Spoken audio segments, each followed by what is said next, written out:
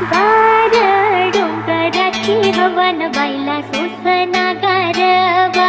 गार डोंगराची हवा न बाईला सोसना गारवा. हळदी कुंकू घेऊन हाती आंबा बाईला येणं किती.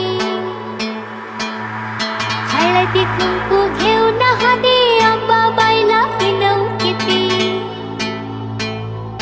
देवीला आंबा